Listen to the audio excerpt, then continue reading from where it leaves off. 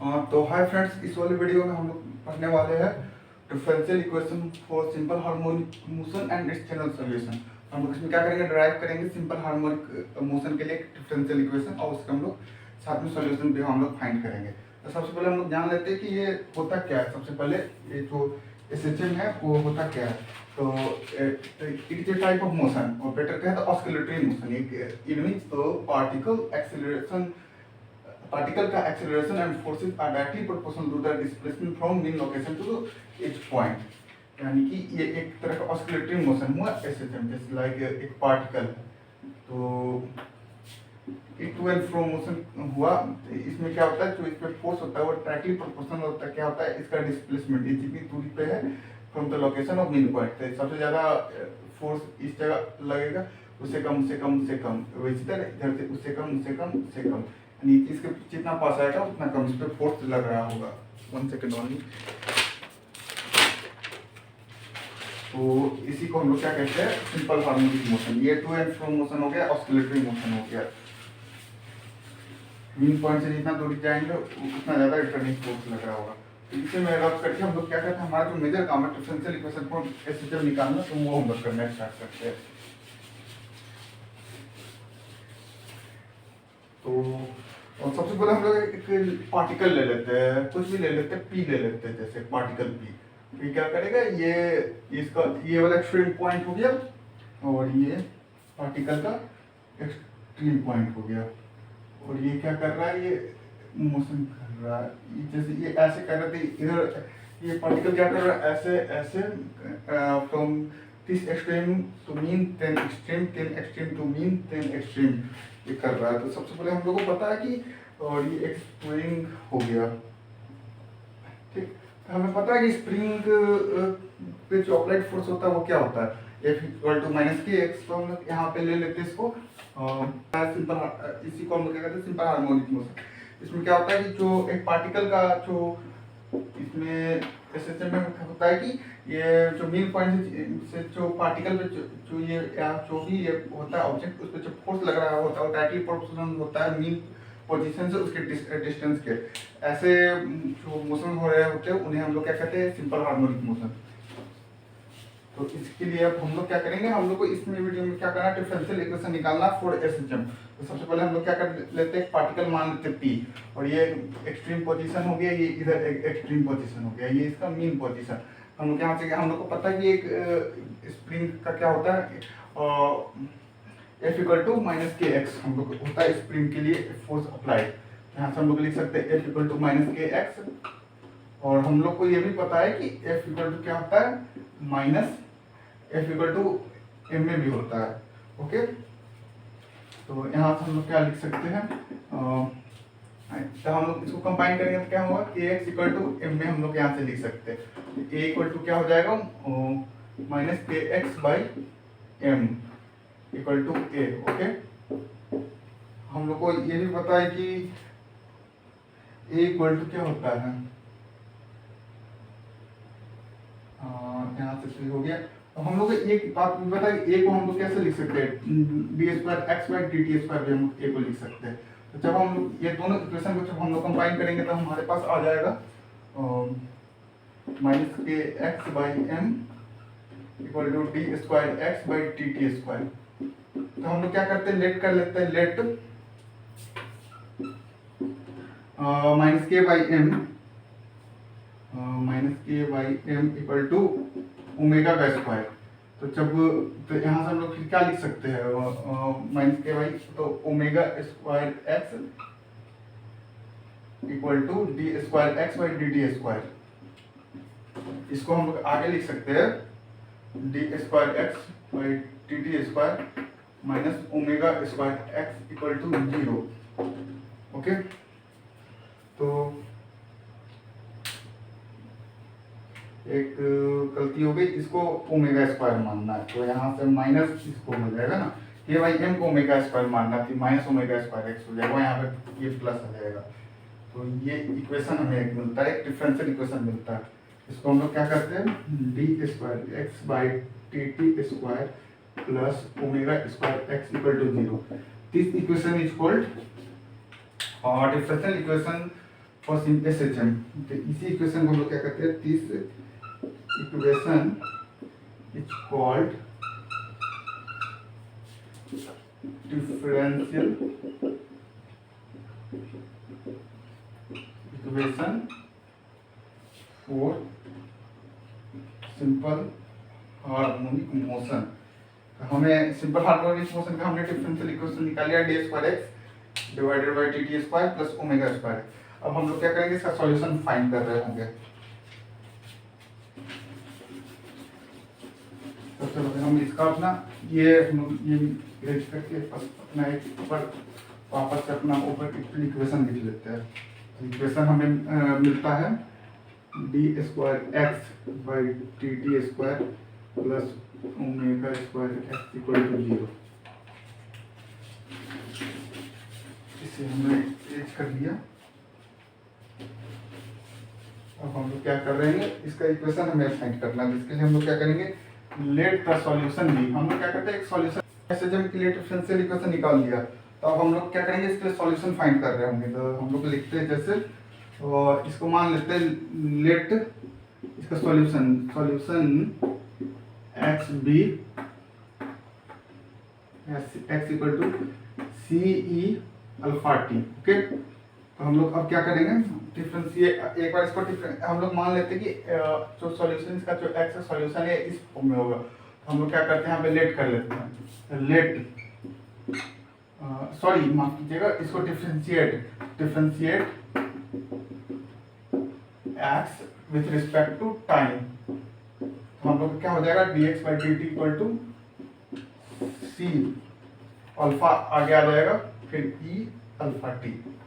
और इसको क्या करेंगे हम लोग, dx बाई dt, तो एक बार और डिफरेंशिएट करेंगे, यानी इसका डबल डिफरेंशिएशन हो गया। बाय अगेन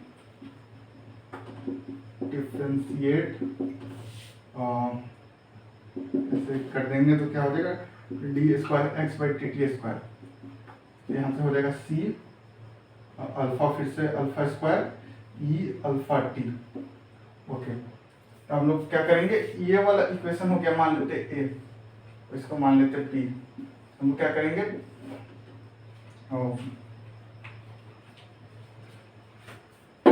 बाई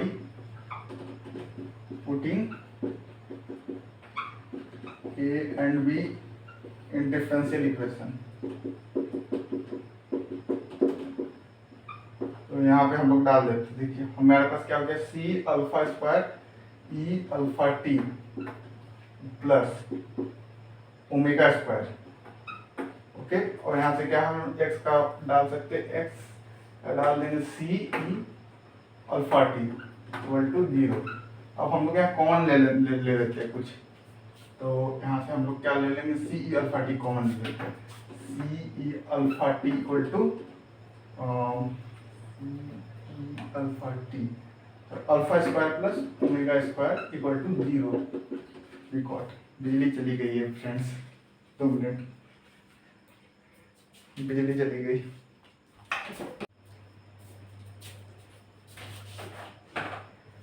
चलिए वहीं से हम लोग वापस से चालू करते हैं। तो हम लोग यहाँ पे क्या ला चुके हैं, C alpha T equal to alpha square plus omega square.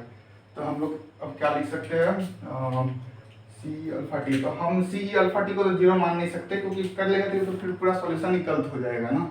तो हम लोग यहाँ से लिख सकते हैं C E alpha t can never be equal to 0। सो हमें इसको 0 करना है, तो alpha square plus omega square को ही 0 होना होगा। ठीक, तो हम लोग क्या लिख सकते हैं, alpha square equal to minus omega square.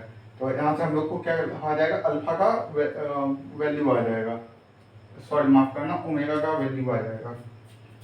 तो यहाँ अल्फा अल्फा का, तो यहाँ से हम लोग क्या लिख सकते हैं, ओमेगा प्लस माइनस, और यहाँ पे आ जाएगा -1 को हम लोग पता है क्या कहते हैं, आई कहते हैं। तो चूंकि क्या होता है, आयोटा आई चूंकि एक कॉम्प्लेक्स नंबर है, तो प्लस माइनस आई ओमेगा। ये तो अल्फा का वैल्यू हो गया प्लस माइनस आई ओमेगा। अब हम लोग इसको लिए आगे हम लोग इसका काम करते हैं।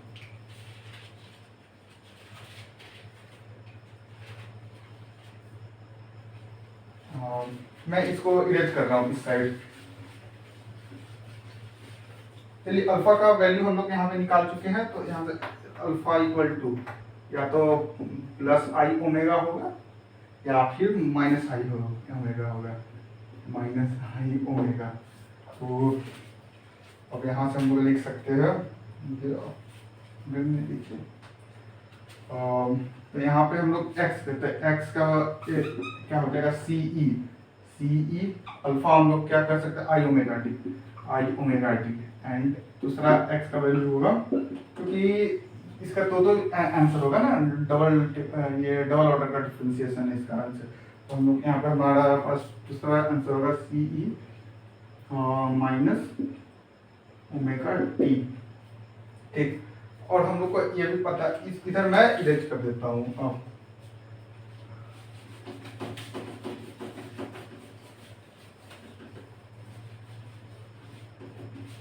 और यहाँ से हम लोग को पता है कि ये तो आंसर इसका सॉल्यूशन हुआ। हम लोग को पता एक जो थ्योरम होता है सुपरपोजिशन का, जो थ्योरम होता है कि अगर ये तो आंसर होगा तो इसका सुपरपोजिशन भी इसका सॉल्यूशन होगा। तो pi theorem of superposition, pi theorem of superposition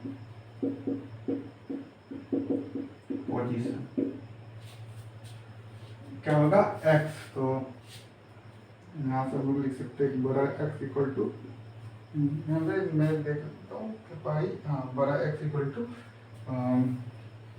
C E I omega T plus C E minus I omega T. इससे बेस्ट होगा कि हम लोग इसको C1 C2 मान लें, बट जरूरी थोड़ी है जो कांस्टेंट हो बराबर ही हो, बराबर तो मेजर केस में नहीं रहता है बहुत देर में, तो इसको मान लेते हैं C1 C2।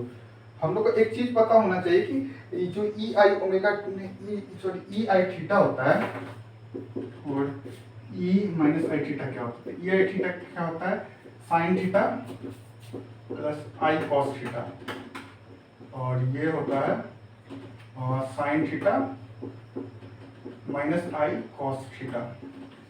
ये हम लोग को पता होना चाहिए। ये सर उल्टा लिख दिया मैंने, एक सेकेंड बस। ये ई आई थीटा होता है हमारे पास cos थीटा प्लस आई साइन थीटा, वो मुझे लगा था कि कुछ गलती हो गया, और ये होता है ई माइनस आई थीटा। तो हम लोग यहाँ से लिख, इसका होता है cos theta minus i sine theta. Okay, तो यहाँ से हम लोग क्या लिख सकते हैं x इक्वल टू इतना, तो हम लोग यहाँ से लिख देंगे x equal to C1 E I theta equal to cos theta plus I sine theta. यहाँ पे हम लोग क्या लिख देंगे C E I omega T, I omega T, तो थीटा की जगह ओमेगा टी हो जाएगा, तो cos ओमेगा टी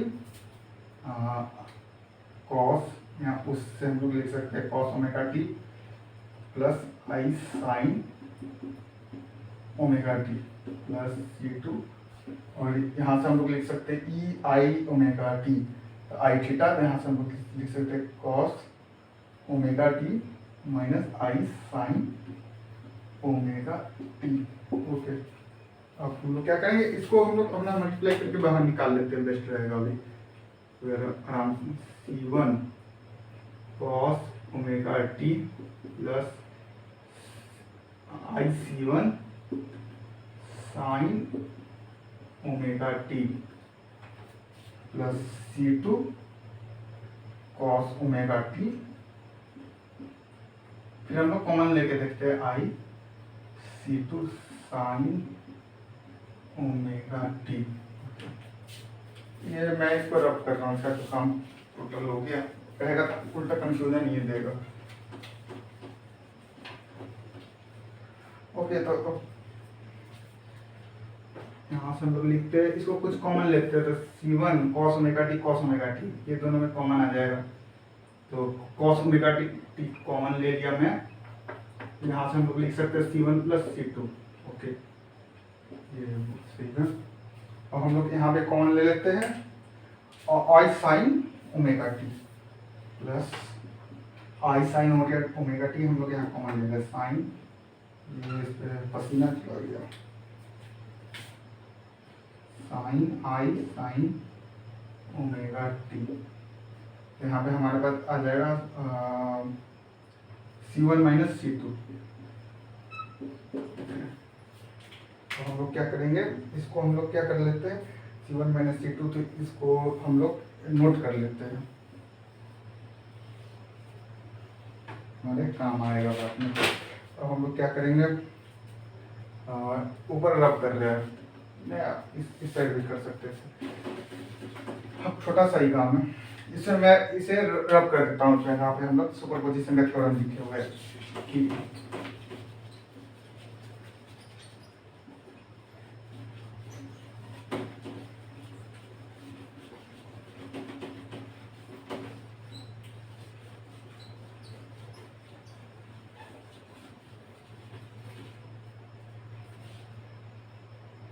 यहाँ पे हम लोग निकाल चुके x equal to cos omega T C1 plus C2 plus I sin omega T C1 minus C2।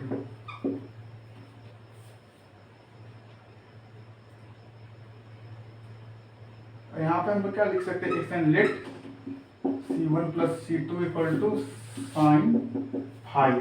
Phi जो फेज डिफरेंस, आपको पता होगा फेज डिफरेंस क्या होता है, और C1 minus C2 equal to cos phi, where also phi phase difference. हम लोग यहाँ से लिख सकते हैं x equal to cos omega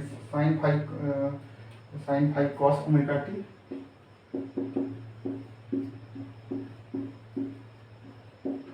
plus I cos phi sine omega T. हम लोग यहाँ पे हम लोग यहाँ तक पहुँच गए। अब हम लोग को पता होगा कि sine phi cos omega T minus cos phi sine omega T, हाँ सही है। अब यहाँ से हम लोग क्या कर सकते हैं,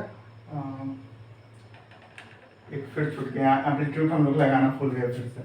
इसको C1 प्लस C2 का आपको एम्पलीट्यूड भी लगाना है, फिर फाइव ऑफ हाइट डिफरेंस एक एम्पलीट्यूड, यहाँ एम्पलीट्यूड लगाएंगे, यहाँ पर भी एम्पलीट्यूड आ जाएगा, यहाँ पर भी एम्पलीट्यूड आ जाएगा।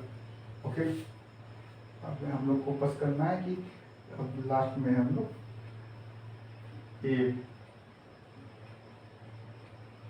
तो ये अंदर आ गया sine i cos omega T plus cos phi sine omega T,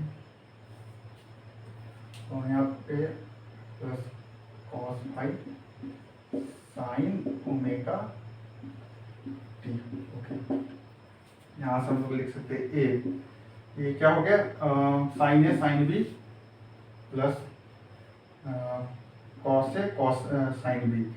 इसके लिए हम लोग इसका जो फॉर्मूला होता है वो क्या होता है, साइन हम लोग को, हाँ एक अरिथमेटिकल फॉर्मूला होता है, sine A cos B plus cos A sine B equal to sine, इसलिए मुझे बस डबल वेरीफाई करने, तो हाँ ये एक अरिथमेटिकल फॉर्मूला होता है। अरिथमेटिक्स में हम लोग को पता भी है कि ये होता है sine A plus cos B plus cos A plus sine B, arithmetics में ट्रिगोनोमेट्री में sine A plus cos B plus cos A plus sine B equal to sine A plus B. इसको हम लोग को इजीली भी prove कर सकते हैं ट्रिगोनोमेट्री में, याद रखना मेन इशू है। तो यहाँ से हम लोग लिख सकते हैं sine phi plus omega T, तो यहाँ से हम लोग लिख सकते हैं X equal to A sine phi plus omega T, जो कि क्या है,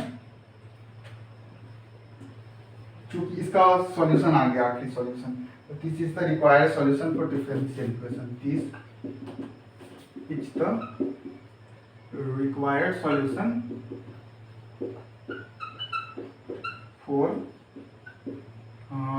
differential equation of SHM, for differential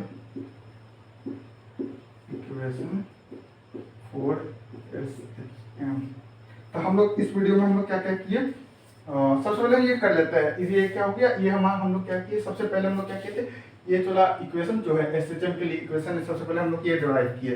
जब हम लोग ये डिराइव कर लिए तो हम लोग क्या किए, एक्स के लिए हम लोग क्या किए, तो इसका पहले हम लोग दो इसका ये निकाल लिए सॉल्यूशन एक्स का। जब हम लोग वो दोनों सॉल्यूशन आ गया तो हम लोग क्या किए कि एक अल्टीमेट निकालने के लिए क्या किया, उसका सुपरपोजिशन करा दिए। सुपरपोजिशन कराने के बाद हमें एक फाइनल आंसर ये आया, x इक्वल टू a sin phi plus omega t, where a is the amplitude and phi is the phase difference। तो हम लोग को ये आ गया, तो ये क्या हुआ, यही हमारा हुआ, this is the required solution for differential equation for SHM. इसका रिक्वायर्ड सॉल्यूशन ये हुआ। तो हम लोग का ये वीडियो खत्म हुआ। इस वीडियो में हमने डिफरेंशियल इक्वेशन फिर डिराइव किया, उसका सॉल्यूशन भी डिराइव किया। एक जगह मैं अच्छे से लिख देता हूँ जब खत्म होने से पहले।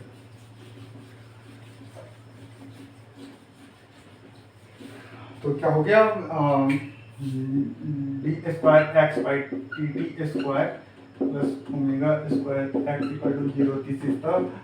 दिस इज द क्या हुआ, ये this is the differential equation for any simple harmonic motion, for any oscillation, for any to and fro motion. और यहाँ जहाँ पे एक्स का वैल्यू क्या होगा, हम लोग अभी तुरंत निकाले हुए थे, A sine phi plus omega t. इसका क्या हो गया, एक जनरल सॉल्यूशन हो गया। ओके, तो अगर आपको ये वीडियो पसंद आता है तो लाइक कीजिए, चैनल को सब्सक्राइब कर सकते हैं। Thanks. Video to be shut down.